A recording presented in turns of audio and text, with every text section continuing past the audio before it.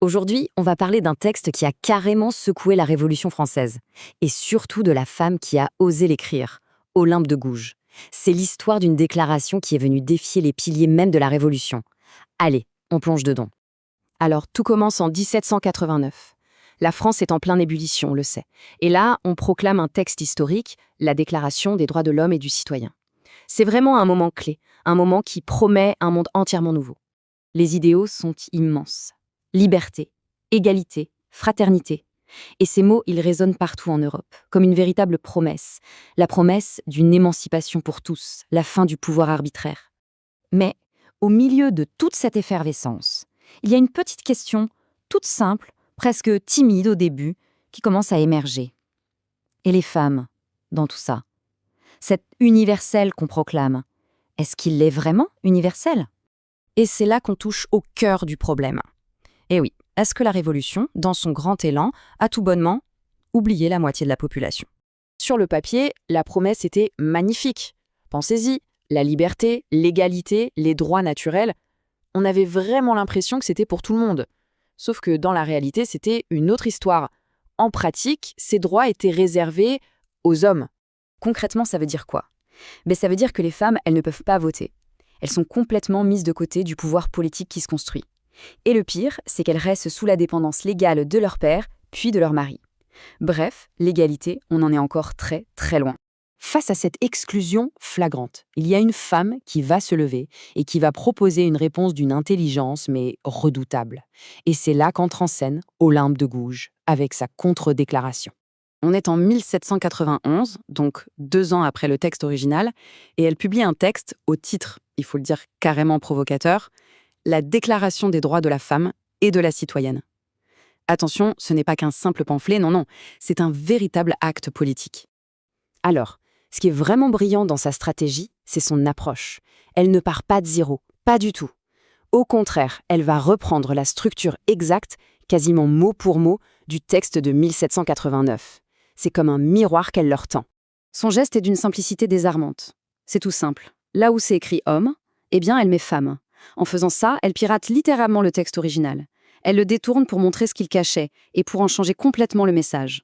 Et le résultat, ce sont des phrases qui vont devenir fondatrices. Comme cet article premier de sa déclaration, « La femme naît libre et demeure égale à l'homme en droit ». Franchement, en une phrase, tout est dit. C'est limpide, l'égalité devient une évidence. Mais attention, ce texte n'est pas juste un joli coup de communication ou un simple exercice de style. Non. Ce qu'elle demande, et surtout la manière dont elle le demande, c'est quelque chose de profondément radical pour son temps. Alors, que réclame-t-elle? Des choses qui, aujourd'hui, nous semblent évidentes, mais qui, à l'époque, étaient explosives. Elle réclame le droit de vote, l'égalité civile, totale, et l'égalité politique, c'est-à-dire le droit pour les femmes de participer au gouvernement. Il faut vraiment se remettre dans le contexte. En 1791, demander ça, c'était un acte d'une subversion totale. Elle ne demandait pas juste une petite place à table, non. Ce qu'elle exigeait, c'était de refonder tout l'ordre social et politique. Et son style est aussi percutant que ses idées. D'abord, elle est hyper ironique. Elle prend les arguments des révolutionnaires et hop, elle les retourne contre eux. En gros, elle leur dit « Vous vous réclamez des Lumières? Très bien, alors soyez logiques jusqu'au bout ». Elle est aussi provocatrice, elle n'hésite pas à interpeller directement les hommes de pouvoir. Et par-dessus tout, son argumentation est béton. C'est logique, c'est politique, c'est tout simplement imparable. Mais voilà, oser réclamer l'égalité, ça a un prix. Et pour Olympe de Gouges, ce prix va être terrible. Son histoire se termine tragiquement. Mais c'est une fin qui nous montre toute la portée et aussi tout le danger de son combat. On est maintenant en 1793. La Révolution s'apprête à basculer dans sa période la plus sombre, ce qu'on appellera la terreur. À cause de son engagement politique, à cause de ses écrits, pour avoir osé dire que les femmes devaient être des citoyennes à part entière, Olympe de Gouges est arrêtée, puis jugée, et enfin guillotinée. Elle a payé de sa vie. Son crime? Avoir demandé l'égalité. Alors on peut se demander pourquoi est-ce que ce texte, plus de 200 ans après, nous parle encore autant? Pourquoi on continue de l'étudier? Pourquoi il continue d'inspirer des gens? C'est ce qu'on va voir pour finir. Il faut dire que l'héritage de sa déclaration est juste immense. On la considère comme l'un des tout premiers manifestes féministes de l'histoire. Elle a été une vraie précurseur. Elle a anticipé de plus de 100 ans les grandes luttes féministes qu'on connaîtra plus tard.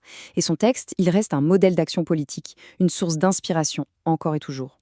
Bon, si on doit synthétiser tout ça en 3 points clés, par exemple pour le bac, voilà ce qu'il faut retenir. Première idée, la critique de l'exclusion. Elle met le doigt là où ça fait mal, elle dénonce le fait que la Révolution a zappé les femmes. Deuxième idée, la réécriture politique. C'est l'art de détourner un texte officiel pour lui faire dire le contraire. Et troisième idée, bien sûr, la revendication d'égalité. Pour elle, si les droits sont universels, alors ils sont pour tout le monde, point, sans la moindre exception. Au fond, ce que nous rappelle Olympe de Gouges, c'est une évidence que la Révolution avait mise de côté. Une idée toute simple, mais absolument fondamentale. La liberté, la vraie, ça ne peut pas être un privilège réservé à quelques-uns. Non, elle doit être la même pour toutes et pour tous. Et cette idée, franchement, elle est toujours d'une actualité brûlante.